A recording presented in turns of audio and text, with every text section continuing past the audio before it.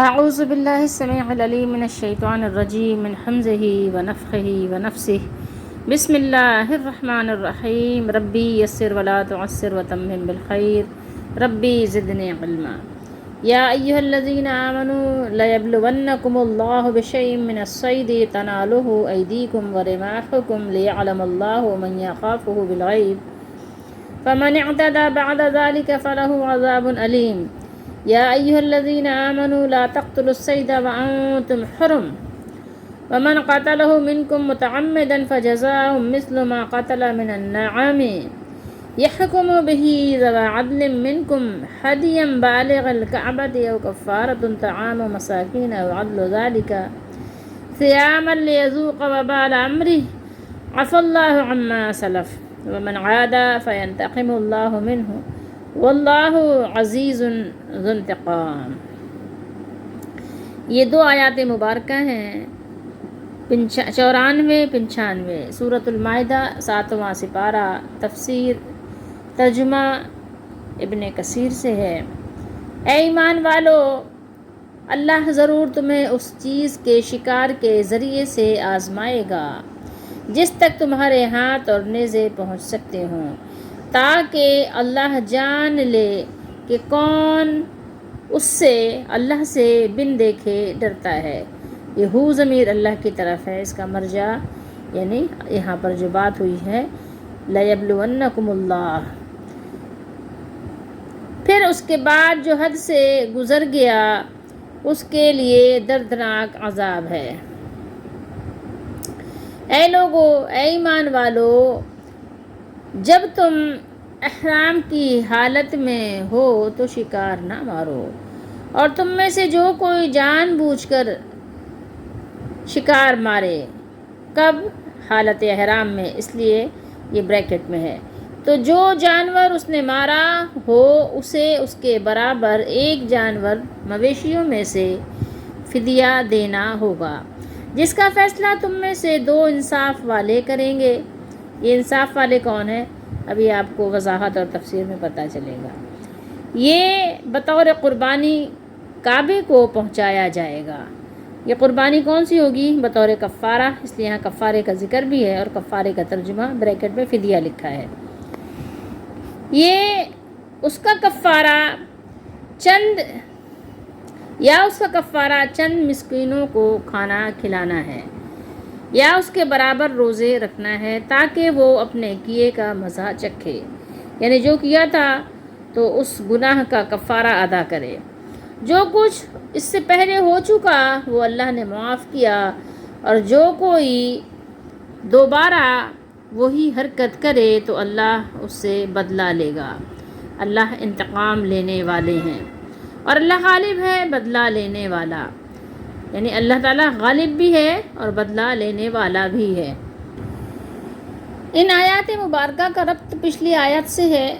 پچھلی آیت میں، آیت نمبر 87 میں ہم نے پڑھا، اللہ رب العالمین نے ارشاد فرمایا کہ پاکیزہ چیزیں حرام مت ٹھہراؤ، جو پاکیزہ ہیں وہ اللہ کی نعمتیں کھاؤ۔ اور پھر یہی نہیں بلکہ آیت نمبر 88 میں اللہ نے فرمایا کہ حلال چیزیں، پاکیزہ رزق کھاؤ، لیکن کیسے کھاؤ؟ کیا کھاتے ہی رہو؟ نہیں، بلکہ اللہ سے تقوی حاصل کرو، تقوی کے ساتھ اللہ کی نعمتوں کو کھاؤ۔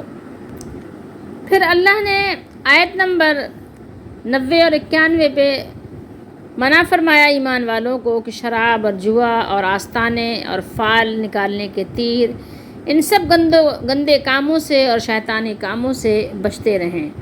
فلاح اور کامیابی ان کے لیے اسی میں ہے، اور یہ چیزیں اللہ تعالیٰ کے ذکر اور اس کی یاد سے غافل کرتی ہیں، تو ان سب چیزوں سے اپنے آپ کو بچاؤ اور دور رہو۔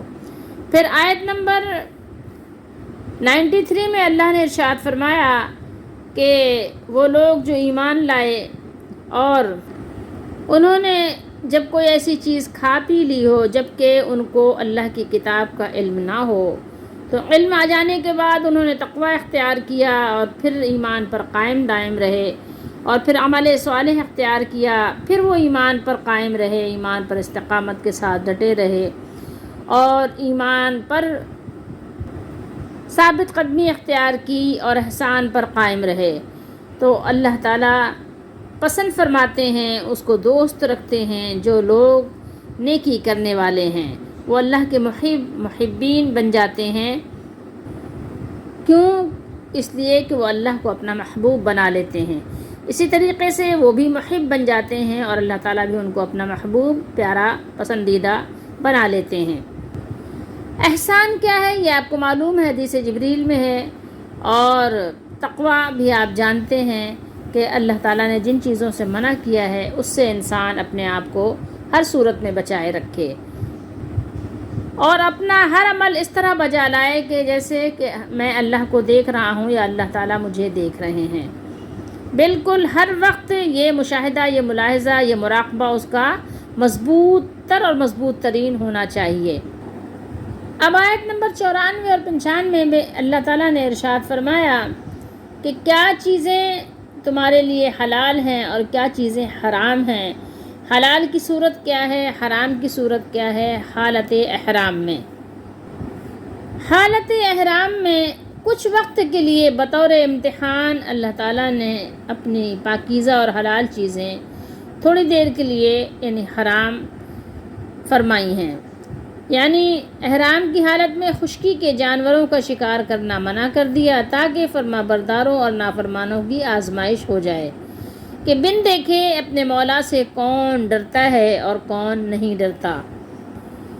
تفسیر ابن ابی حاتم میں بیان کیا ہے کہ مقاتل بن حیان کہتے ہیں کہ یہ آیت عمرہ حدیبیہ کے بارے میں نازل ہوئی ہے، جبکہ جنگلی جانور، پرندے اور شکاری جانور ان کے پڑاؤ کے پاس اس طرح کثرت سے آ رہے تھے کہ انہوں نے اس سے پہلے کبھی ایسا نہیں دیکھا تھا، تو اللہ تعالیٰ نے انہیں حالت احرام میں ان جانوروں کے شکار سے منع فرما دیا۔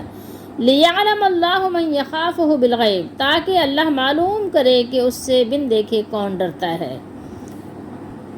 یہاں بات یہ ہے کہ اللہ تعالیٰ شکار سے انہیں آزمانا چاہتے ہیں جو ان کے پڑاؤ کے پاس آ رہے ہیں، یعنی کثرت کے ساتھ، یعنی جانور شکار ٹہل رہے ہیں ادھر سے ادھر، اور ظاہری و باطنی طور پر ہاتھوں اور نیزوں سے بڑی آسانی کے ساتھ وہ شکار پکڑے بھی جا سکتے ہیں، یعنی ان کا پکڑنا بھی بہت آسان ہے، آسانی کے ساتھ ان کو پکڑ سکتے ہیں، آسانی کے ساتھ ان کو مار سکتے ہیں، آسانی کے ساتھ ذبح کر کے بھون کر کھا بھی سکتے ہیں۔ لیکن اللہ نے فرمایا تاکہ معلوم ہو جائے کہ ظاہری و باطنی طور پر اللہ تعالیٰ کی اطاعت کون کرتا ہے۔ جیسے ہم ہیں، کھانا آتا ہے تو ہم پرواہ نہیں کرتے حلال حرام کی، بس خوب کھانا شروع کر دیتے ہیں، ایسے کھاتے ہیں جیسے دونوں ہاتھ سے کھا رہے ہیں، جیسے کہ اس سے پہلے کبھی ملا ہی نہیں اور نہ اس کے بعد کبھی ملے گا، اس انداز سے ہم کھانا کھا رہے ہوتے ہیں۔ بہترین اور پسندیدہ غذائیں جب رکھی ہوں تو اس وقت انسان کی بڑی زبردست آزمائش ہوتی ہے کہ دیکھو کہ اس کو حلال و حرام کی تمیز ہے کہ نہیں، اپنے مالک سے وہ بن دیکھے ڈر رہا ہے کہ نہیں۔ من یخافہ بالغیب، غیب میں، غائب میں، کہ اللہ تعالیٰ تو ظاہر ہے مجھے نظر نہیں آ رہے ہیں، لیکن ہمیں اللہ کا ڈر ہے کہ نہیں کہ ہمیں اللہ کو منہ دکھانا ہے اور جنت کے رزق کا بھی اپنے لیے انتظام کرنا ہے اور دوزخ کے وہ گندے کھانوں سے اپنے آپ کو بچانا ہے، تو اس وقت ہمیں اس بات کی فکر ہوتی ہے کہ نہیں۔ تو یہ بہت بڑی آزمائش ہے، اللہ تعالیٰ ہم سب کو آزمائشوں سے بچائے، لیکن اللہ تعالیٰ سے ایک دعا ضرور کرنی چاہیے کہ اللہ تعالیٰ ہمیں حلال رزق پر قناعت دے اور حرام رزق سے ہماری حفاظت فرما، ہمیں بچا اور حرام کی طرف ہماری کوئی رغبت نہ ہو۔ فَمَنِ اعْتَدَىٰ بَعْدَ ذَلِكَ، تو اس کے بعد جو لوگ زیادتی کریں، تو اس کے بعد سے کیا مراد ہے؟ یعنی علم آ جانے کے بعد، علم سیکھ لینے کے بعد، پتہ لگ جانے کے بعد، جہالت دور ہو جانے کے بعد بھی اگر یہ کام کریں تو فرمایا اللہ نے فَلَهُ عَذَابٌ علیم، تو اس کے لیے دکھ دینے والا عذاب تیار ہے، کیونکہ اس نے اللہ کے حکم کی اور اس کی شریعت کی مخالفت کی ہے۔ اللہ ہم سب کو بچائے۔ یہاں پر اللہ نے بیان کیا کہ حرم اور حالت احرام میں شکار کا کیا طریقہ کار ہے، وہ سارا کچھ اللہ تعالیٰ نے یہاں پر یعنی مختصر سے بیان میں ساری چیزیں اللہ تعالیٰ نے یہاں پر ہمارے لیے کور کر دیں کہ اللہ تعالیٰ تم کو ضرور آزمائیں گے۔ اللہ تعالیٰ کیسے آزمائیں گے؟ فرمایا کہ لَيَبْلُوَنَّكُمُ اللَّهُ بِشَيْءٍ مِّنَ الصَّيْدِ تَنَالُهُ أَيْدِيكُمْ وَرِمَاحُكُمْ، اللہ ضرور تمہیں اس چیز کے شکار کے ذریعے سے آزمائیں گے جس تک تمہارے ہاتھ اور نیزے پہنچ سکتے ہوں۔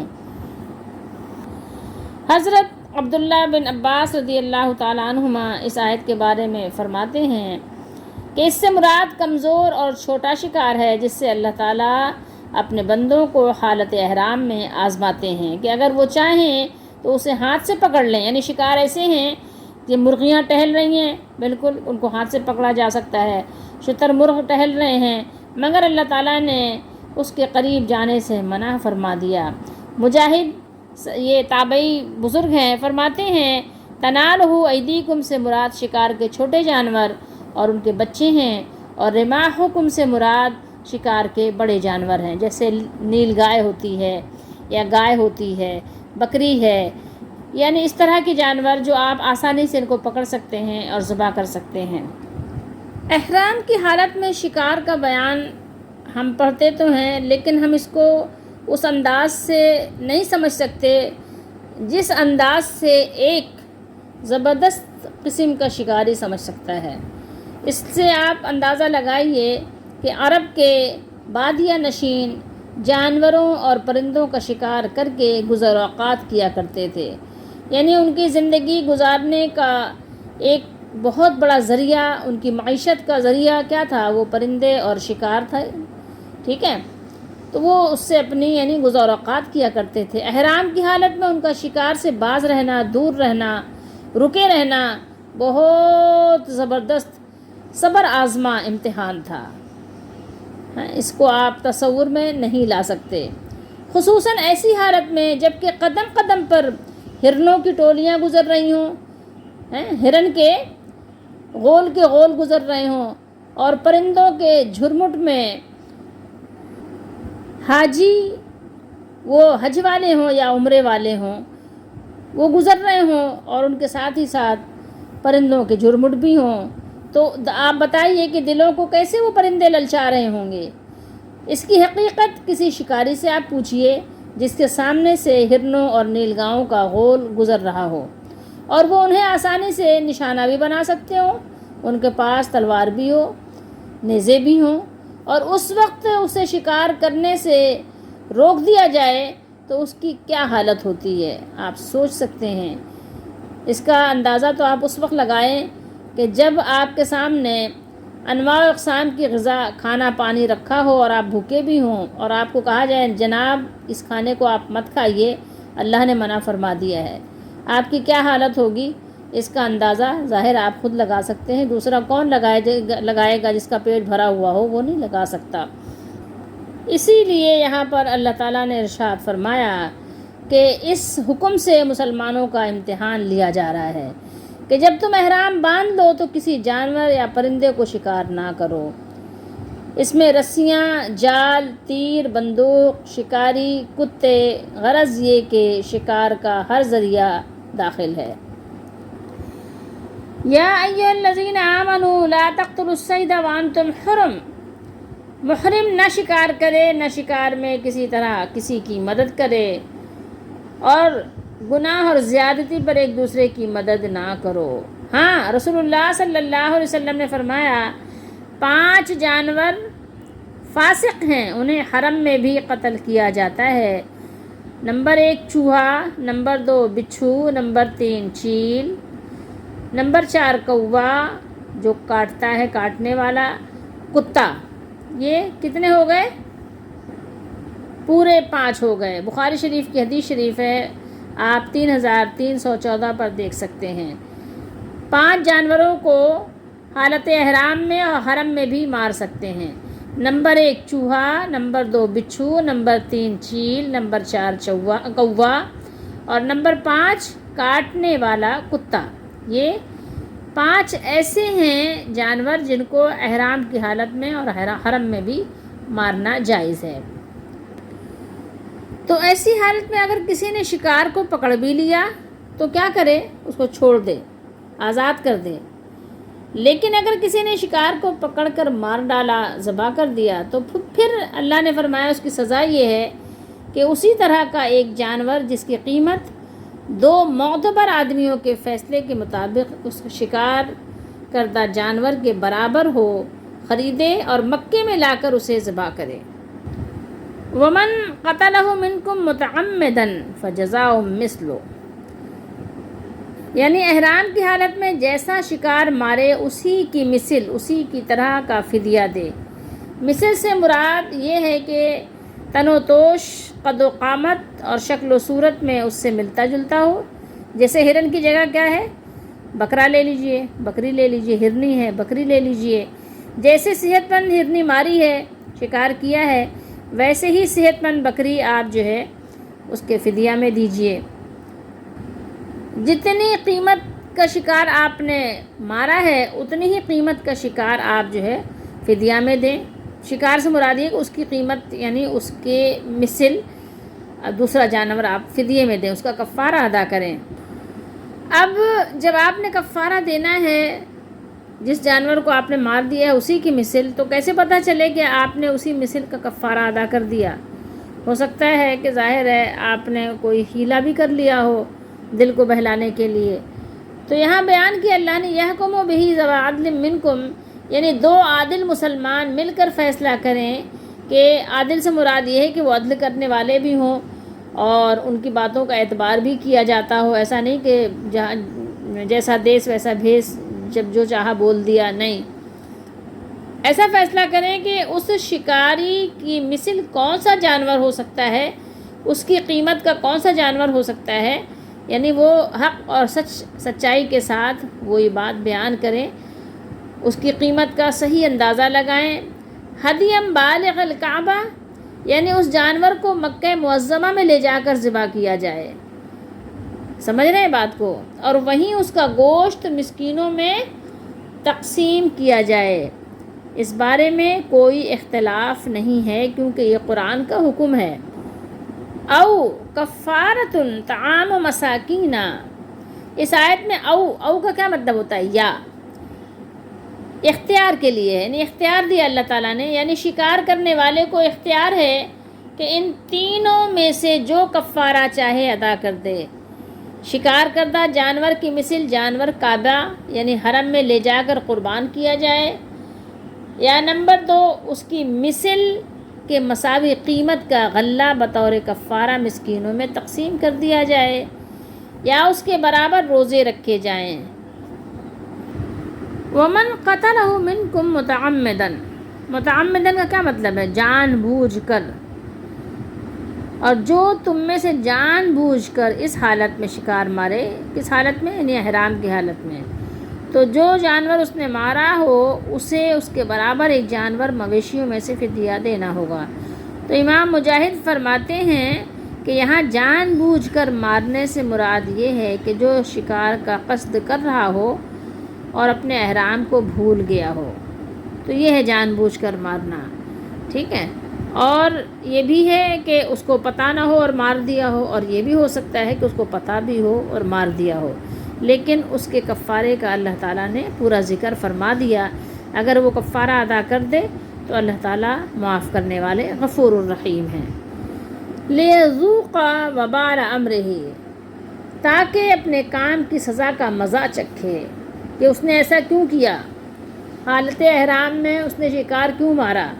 جب وہ حج کا ارادہ یا عمرہ کا ارادہ کر رہے تھے اور جب وہ احرام پہن کر نیت کر رہے تھے تو انہوں نے پھر اس کے مسائل کیوں نہیں سیکھے، تو پھر وہ اپنے کام کا وبال چکھے۔ جو پہلے ہو چکا وہ اللہ نے معاف کر دیا، جو انجانے میں ہو گیا، جو اس سے پہلے گزر گیا سو گزر گیا، وہ اللہ تعالیٰ سے معافی کی امید ہے۔ اور جو کوئی دوبارہ ایسا کام کرے گا تو اللہ تعالیٰ اس سے انتقام لیں گے، انتقام لیں گے۔ اللہ تعالیٰ ہم سب کو بچائے کہ اللہ ہم سے انتقام لے۔ اللہ کے انتقام کو کون برداشت کر سکتا ہے؟ کوئی بھی نہیں کر سکتا۔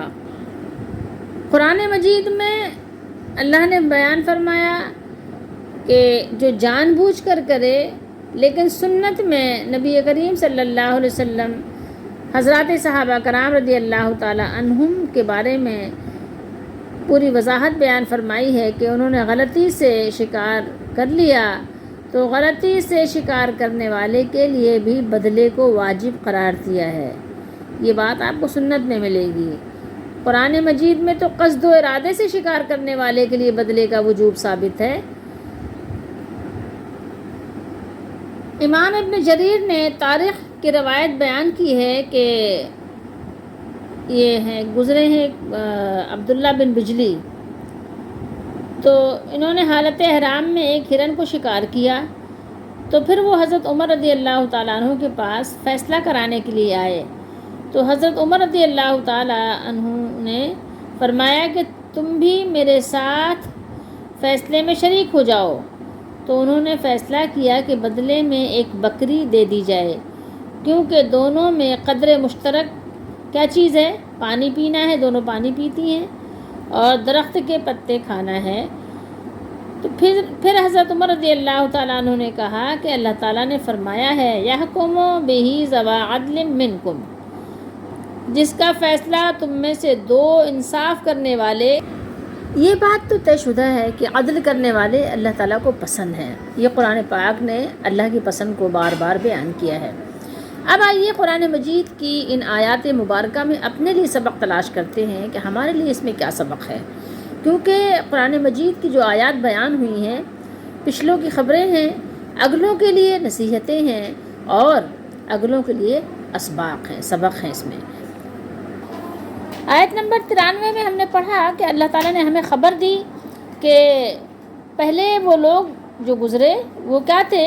اذا متقوا وآمنوا، وہ ڈرتے بھی تھے اور ایمان بھی رکھتے تھے اور نیک عمل بھی کیا کرتے تھے، اور پھر بھی وہ ڈرتے تھے، نیک عمل کرنے کے باوجود وہ اللہ سے ڈرتے تھے۔ ہر چیز میں ان کے پاس کیا تھا؟ تقویٰ تھا، جو یعنی بہت بڑی کامیابی کی چابی ہے۔ تقویٰ انسان کے لیے کامیابی بھی ہے، ترقی بھی ہے، اور اس سے انسان کی عزت و شرف بھی ہے، اس سے اللہ تعالیٰ کا قرب بھی ہے۔ تو تقوی کی تو بہت ہی فضیلت ہے قرآن میں جو بار بار بیان ہوئی ہے۔ تو وہ نیک عمل کرتے تھے پھر بھی وہ اللہ سے ڈرتے تھے، اللہ کے احکامات کو پورے بھی کرتے تھے پھر بھی وہ ڈرتے تھے، اور اس پر ایمان رکھتے تھے پھر بھی ڈرتے تھے، اور اچھے کام کرتے تھے۔ تو یہ سارے معاملات ان کے تھے جو اللہ تعالیٰ نے ہمیں خبر دی ہے۔ تو اللہ تعالیٰ ہمیں بھی ان کے نقش قدم پر چلنے کی توفیق دے، کہ جیسے احسان کی بات ہم نے پہلے پڑھی تھی نا، ثم اتقوا واحسنوا، تو اس کے بارے میں رسول اللہ صلی اللہ علیہ وآلہ وسلم نے حدیث جبریل میں ارشاد فرمایا ان تعبد اللہ کأنک تراہ وإن لم تکن تراہ فإنہ یراک۔ احسان اس کیفیت کو کہتے ہیں جب کہ تم عبادت اللہ تعالیٰ کی ایسے کرو جیسے کہ تم اللہ تعالیٰ کو دیکھ رہے ہو، ٹھیک ہے؟ اور اگر تم اس کا تصور نہیں کر سکتے، اس تصور کو قائم نہیں رکھ سکتے کہ تم اللہ کو دیکھ رہے ہو، تو اس حالت میں عبادت کرو کہ یہ سمجھو کہ اللہ تعالیٰ تو ہمیں دیکھ ہی رہا ہے، اللہ ہر وقت ہمیں دیکھ رہا ہے، اللہ تعالیٰ ہمیں دیکھ رہے ہیں اور ملاحظہ فرما رہے ہیں۔ اس تصور کو قائم رکھو۔ تو بات یہاں پر ہمیں کیا بتائی گئی کہ وہ صحابہ کرام رضی اللہ تعالیٰ عنہم تقویٰ اور ایمان کی منزلیں طے کرتے کرتے کرتے اس طرح سے یعنی ان کا مقام اور مرتبہ ہو گیا کہ وہ مقام احسان پر فائز ہو گئے، تو وہ اللہ کے پیارے، پسندیدہ اور محبوب بندے بن گئے، ایسے بن گئے کہ اب ان سے ایسی چیزوں کے بارے میں سوال نہیں ہوگا جس کو یعنی حرام کرنے سے پہلے وہ کر چکے۔ یعنی صحابہ کرام جب شراب پیتے تھے حرام نہیں ہوئی تھی، تو اللہ تعالیٰ ان سے اس کے بارے میں پوچھے گا ہی نہیں، ٹھیک ہے؟ کیونکہ اس وقت شراب کے حرام ہونے کا حکم نازل ہی نہیں ہوا تھا، وہ پیتے رہے اور دنیا سے چلے گئے، ٹھیک ہے؟ یا حالت احرام میں شکار کرتے رہے اور دنیا سے چلے گئے، تو ان سے اس بات کا سوال ہی نہیں ہوگا۔ اور اب یہاں بیان کیا ہم لوگوں کے لیے، موجودہ لوگوں کے لیے، قرآن کی تلاوت کرنے والوں کے لیے، قرآن پر ایمان رکھنے والوں کے لیے، کہ ایمان والوں اللہ تعالیٰ تمہاری آزمائش ضرور کریں گے ایسے شکار سے کہ جو تم احرام میں ہوگے۔ تو حالت احرام میں بہت ساری اللہ تعالیٰ نے پابندیاں لگائی ہیں، آزمائش ہے مسلمانوں کی، حاجیوں کی، ٹھیک ہے، عمرہ اور حج کرنے والوں کی بہت ساری آزمائشیں ہیں۔ تو اب یہ ہے دیکھنا کہ کیا آپ اللہ سے ڈرتے ہیں؟ اس وقت نہیں ڈرتے، ٹھیک ہے؟ لڑائی جھگڑے سے آپ ڈرتے ہیں احرام کی حالت میں؟ ویسے بھی لڑائی جھگڑا تو اللہ کو پسند نہیں ہے، تو چلیں شکار کی بات چھوڑ دیں کہ آپ شکار نہیں کھیلتے تو آپ کو اس کی پرواہ ہی نہیں ہے کہ یہ حکم ہے یا نہیں ہے. تو لیکن اب آپ سوچئے کہ جھگڑے کو اللہ نے منع کیا ہے تو کیا آپ احرام کی حالت میں جھگڑا کرتے ہیں، چھوڑ دیتے ہیں؟ نہیں. وہ حاجی حضرات حج کے موقع میں اور حرم میں بھی اور منی میں بھی اور عرفات میں بھی اور مزدلفہ میں بھی جہاں بھی ہوں، غول کے غول جب ان کے چلتے ہیں، دوسرے اگر آ جائیں ان کے راہ میں رکاوٹ بن جائیں تو وہ کیا کرتے ہیں، جھگڑا بھی کرتے ہیں. اسی طریقے سے ہوٹل وغیرہ میں کھانا کھا رہے ہوتے ہیں، وہاں بھی جھگڑا کرتے ہیں. یہ اپنی آنکھوں سے دیکھی بات بتا رہے ہیں، جھگڑا کرتے ہیں وہاں لوگ، باقاعدہ لڑ رہے ہوتے ہیں. سب نہیں لیکن ہوتے ہیں ایسے بھی. تو یہ آپ کی آزمائش ہے، ٹھیک ہے. جیسے یہ آزمائش شکار کے ذریعے سے، وہاں بھی آپ کی آزمائش ہے. کچھ نہ کچھ تکلیف آتی ہے تو لوگ کیا کرتے ہیں، وہاں لوگوں کو برا بھلا کہنے لگ جاتے ہیں. آپ کی آزمائش ہو رہی ہے تو دیکھیے آپ اپنے آپ کو بھی اس آزمائش سے پورا اتارنے کی کوشش کیجئے. کیوں؟ اس لیے تاکہ اللہ تعالیٰ کو معلوم ہو کہ آپ اللہ سے غائب میں ڈرتے ہیں کہ نہیں، بغیر دیکھے اپنے رب سے ڈرتے ہیں کہ نہیں ڈرتے. تو بات یہ ہے، من یخافہ بالغیب. تو اب دیکھیے یہاں پر آپ کی کیا ہو رہی ہے، یہاں پر آپ کی آزمائش ہو رہی ہے، یہاں آپ کا امتحان لیا جا رہا ہے. دیکھنا یہ ہے کہ آپ نے امتحان میں نمبر حاصل کیے نہیں، پاس ہو گئے، پاسنگ مارکس لیے ہیں، یا آپ فیل ہو گئے، فیلئر ہیں. آپ نے دیکھنا یہ ہے، ٹھیک ہے. اور فیلئر کی نشانی کیا ہے کہ پھر وہ ظاہر ہے اللہ کی حدود کا خیال ہی نہیں رکھتا، ٹھیک ہے. حکم آ جانے کے بعد بھی وہ حکم کی پرواہ اس طرح نہیں کرتا جیسے کہ حکم آیا ہی نہیں. تو آپ کے لیے اس میں بھی سبق ہے، ٹھیک ہے. تو لیکن ہوگا کیا پھر اس کے بعد نتیجہ یہ ہے کہ عذاب ہے. تو دیکھیں آپ عذاب برداشت نہیں کر سکتے، میں اور آپ عذاب اللہ کا کیسے برداشت کر سکتے ہیں؟ وہ بھی عذاب بھی صرف عذاب نہیں ہے بلکہ دکھ دینے والا عذاب ہے. آپ کے یعنی دل تک وہ تکلیف پہنچے گی، آپ کے ہر عضو میں تکلیف پہنچے گی. تو بتائیے دنیا میں اگر ذرا آپ کو عذاب کا ٹرائل کرایا جائے تو آپ کیا برداشت کر لیں گے؟ کیا آپ تو دھوپ برداشت نہیں کر سکتے، اب اتنے کمزور ہیں تو اللہ کا عذاب، دکھ دینے والا عذاب کیسے برداشت کر سکیں گے؟ یہاں پر آپ کے ٹینک میں تھوڑا سا گندا پانی کبھی کبھی مل جاتا ہے تو وہ تو پیا نہیں جاتا، یہ عذاب تو برداشت نہیں ہوتا، یہ مشکل، یہ پریشانی نہیں برداشت ہوتی. ٹینک صاف کرتے ہیں، دھلواتے ہیں. اب بتائیں جہنم میں جہنمیوں کا پیپ کیسے پیا جائے گا؟ وہاں پر ان کا دھون کیسے پیا جائے گا؟ وہاں پہ تھوڑ کے درخت کیسے کھایا جائے گا؟ تصور کریں وہاں پر جو ہے کچا گوشت کیسے کھایا جائے گا؟ وہاں سانپ بچھوؤں کے درمیان کیسے رہا جائے گا؟ یہاں تو ایک کمرے میں چپکلی آ جائے تو ہم سے نہیں رہا جاتا. تو اب غور کیجئے، یہ آیات ہمیں غور کی دعوت دے رہی ہیں. اسی طریقے سے پھر ایمان والوں کو مخاطب کر کے فرمایا، کیونکہ ظاہر ہے کہ سارے احکام ایمان والوں کے لیے ہے کہ ایمان والوں جب تم ایمان کی حالت میں تم نے احرام باندھا ہے، ٹھیک ہے، تو کیا کرو؟ حرام روزی سے بھی اپنے آپ کو بچاؤ. یہاں شکار جو ہے، شکار کھانا، شکار کرنا حرام ہے. تو اسی طریقے سے شکار تو کھانا حرام ہے لیکن حرام مال بھی حرام ہے، رشوت بھی حرام ہے، سود بھی حرام ہے، دوسرے کا ناجائز حق بھی حرام ہے. بہن کا حق نہیں دیا تو وہ بھی حرام ہے، بھائی کا حق نہیں دیا تو وہ بھی حرام ہے، تھوڑا سا ہو یا زیادہ ہو، ٹھیک ہے. تو یہاں شکار کی جگہ آپ اپنی اس طرح سے روزی کی اپنی آزمائش کریں کہ آپ نے تو احرام باندھا ہوا ہے، ایمان کا دعویٰ کر رہے ہیں، اللہ کے گھر حج کرنے کو جا رہے ہیں، لیکن کیا ہے، خالہ ناراض ہے، اس کی آپ کو پرواہ نہیں ہے، پھپھی ناراض ہے، آپ کو پرواہ نہیں ہے. آپ نے ان سے جو ہے کہا ہے نہیں، اینٹ کا جواب پتھر سے دیں گے، وہ نہیں ملتی ہم بھی نہیں ملیں گے. آپ نے اپنے رشتوں کو کاٹا ہوا ہے، قطع رحمی کی ہوئی ہے. تو یہ سب آپ اپنے اوپر پرکھیں کہ اگر آپ کو بھی اللہ تعالیٰ نے یہ حکم دیے ہیں کہ آپ اللہ کے حکم کو پورا کیجئے، تو آپ بتائیے آپ کے ایسے حج، ایسے عمرے کا کیا فائدہ ہوگا، کیا حاصل ہوگا جب کہ آپ نے اللہ کے احکام کو کچھ کو مانا اور کچھ کو چھوڑ دیا؟ کیسے آپ مومن ہوں گے؟ پھر ہمیں یہاں یہ سبق مل رہا ہے وَمَنْ قَتَلَهُ مِنْكُمْ مُتَعَمِّدًا فَجَزَاءٌ مِثْلُهُ. تو یہاں پر ہمیں کیا سبق مل رہا ہے کہ اگر آپ نے اللہ تعالیٰ کی نافرمانی جان بوجھ کر کی ہے، آپ جو ہے اپنے ہوش و حواس میں ہیں، آپ پاگل دیوانے نہیں ہیں، آپ مدہوش نہیں ہیں، ہوش و حواس میں اگر آپ اللہ تعالیٰ کی کسی حد کو آپ نے توڑا ہے، نافرمانی کی ہے، تو پھر اس کا کفارہ ادا کیجئے. جیسا گناہ ہے ہر گناہ کا الگ الگ کفارہ ہے، کفارہ ادا کیجئے، اللہ سے استغفار کیجئے، توبہ کیجئے، اور پھر اس گناہ کا ارادہ بھی ترک کر دیجئے، اس کا تصور بھی ترک کر دیجئے. تو یہ چیزیں بھی ہمیں یہ سبق دے رہی ہیں. جو بھی آپ نے کیا ہے، قطع رحمی کی ہے، اس سے توبہ کر لیجئے. اگر آپ نے حرام کھایا اس سے توبہ کر لیجئے، رشوت لی ہے اس سے توبہ کر لیجئے، سود کھاتے ہیں اس سے توبہ کر لیجئے، اور بہت زیادہ مال کی حرص اور لالچ کرتے ہیں اس سے توبہ کر لیجئے. ٹھیک ہے، تاکہ کیا ہو، ہمارے گناہوں کا کفارہ بھی ہو جائے اور ہمیں جو ہے جہنم سے، اللہ کے عذاب سے، دکھ دینے والے عذاب سے خلاصی بھی حاصل ہو جائے۔ پھر اس کے ساتھ ہم نے ایک حدیث شریف پڑھی تھی جو بخاری شریف کے حوالے سے ہے، مسلم میں بھی ہے، صحیحین کی حدیث ہے، کہ جو رسول اللہ صلی اللہ تعالیٰ علیہ وآلہ وسلم نے ارشاد فرمایا، چند چیزیں ہیں جو حالت احرام میں جن کو مارنا یعنی مستثنا ہے، ان کو استثناء حاصل ہے، تو وہ کیا ہیں؟ آپ صلی اللہ علیہ وسلم نے فرمایا، خمس فواسق یقتلنا فی الحل والحرم، الغراب والحدات والعقرب والفأرۃ والکلب العقور۔ 5 موذی جانور ایسے ہیں جنہیں حرم میں قتل کیا جا سکتا ہے: کوا، چیل، بچھو، چوہیا یا چوہا اور باولا کتا، والکلب العقور، باولا یا پاگل کتا۔